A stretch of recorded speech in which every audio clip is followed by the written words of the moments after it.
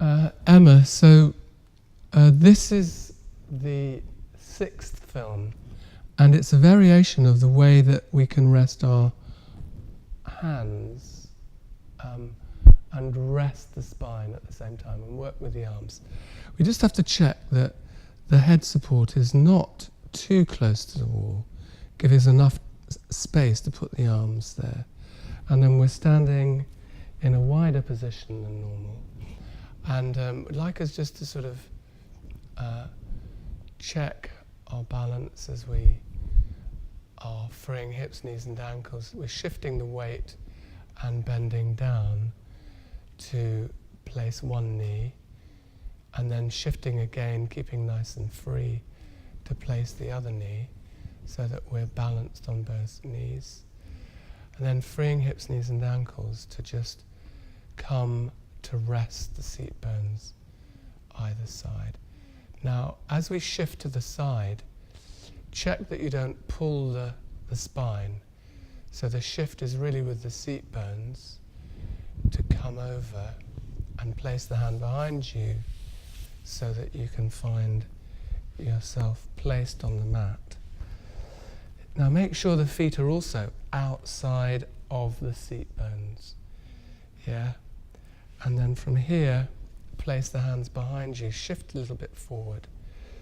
And again, keeping the head free, we're going through the spine and resting on the elbows. Now, if we're too close to the wall, you have to just shift forward. So you use the arms to just shift forward and find that sacrum. And then from here, the arms will come out and you'll find that you can rest. If you need to just shift a bit further forward, that's fine. Just check, maybe by lifting the head, that you haven't slightly twisted going down, and then release the head to rest back on that support. Then we're going to think about the shoulder blades and the whole arm resting out, down from that shoulder blade all the way through. Just going to move my head. So again, allow the arm to rest fully,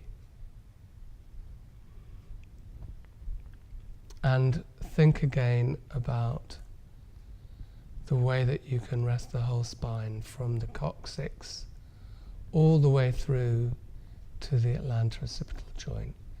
So gravity works along the whole length of the spine.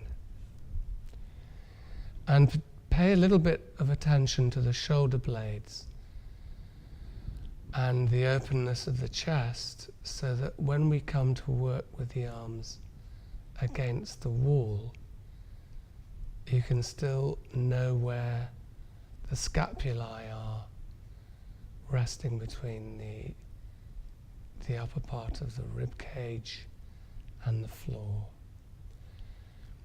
Now you're going to free the wrist again and lengthen the fingers up so that then they can bring up the whole of the lower arm, facing the palms away from you.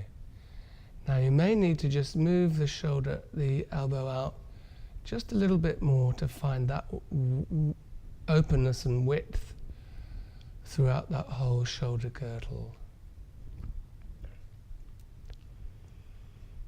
And then from here, we're testing again this rotation in the elbow joint. There's a very gentle rotation, so that the hands can look at each other and then move away, and the palms face the knee.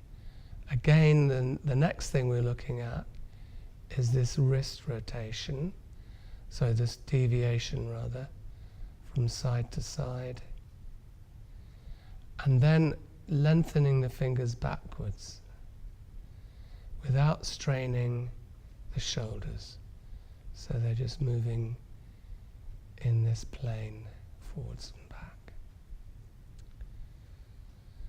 Now it's that freedom in that lower arm that's going to help you move the whole arm, keeping the shoulder on the floor, the shoulder blade on the floor, towards the wall. So the first movement is to lengthen the palm backwards towards the shoulder blade, and then that helps you to lengthen the lower arm away. And here's the moment where you have to use more energy to lengthen the elbow off the floor and move the whole arm up over the eyes, over the head, just to touch the fingertips to the surface of the wall. And then just use those two middle fingers to organize yourself so that you're finding those shoulder blades and that they're resting down on the floor. And then that movement again is now with the arm and the elbow away from the knees, but also with the fingertips sliding down the wall so that the tips meet the floor. Now again, you'll have found that the shoulder blade is tilted, but just find a way that you can just reorganize that shoulder so it flattens a little more. And then I'd like you to just rest the arm and the whole of the arm from the shoulder joint through to the palm for a minute.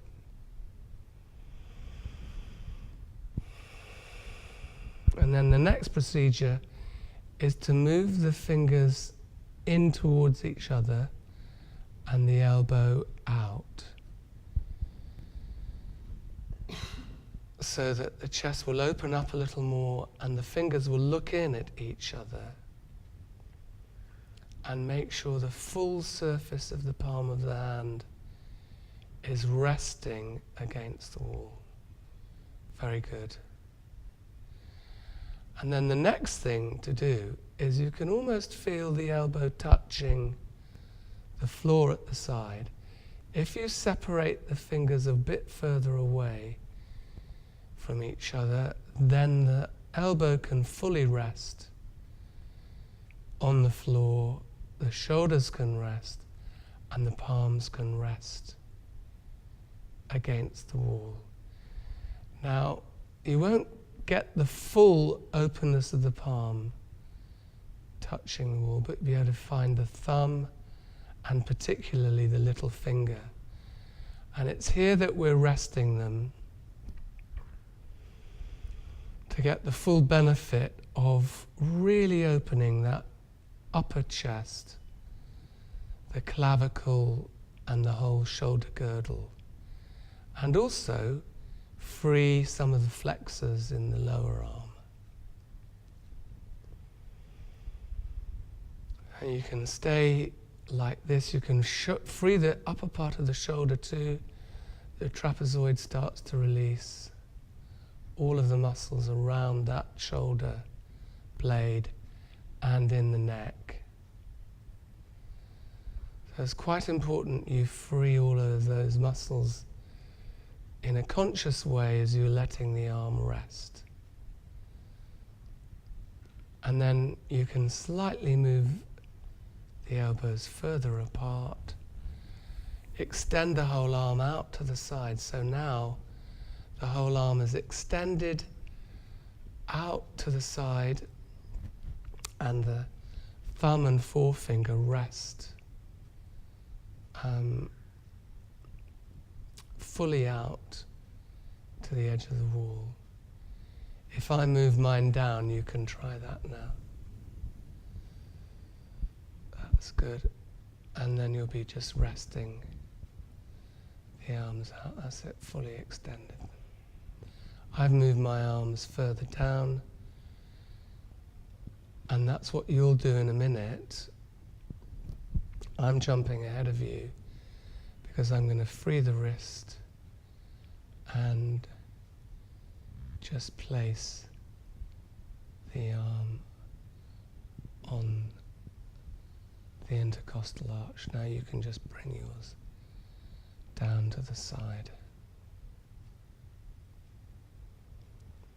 And then when you're ready, you can free the wrist, lengthen up, and just place them on the intercostal arch. It's the lower part of the rib cage.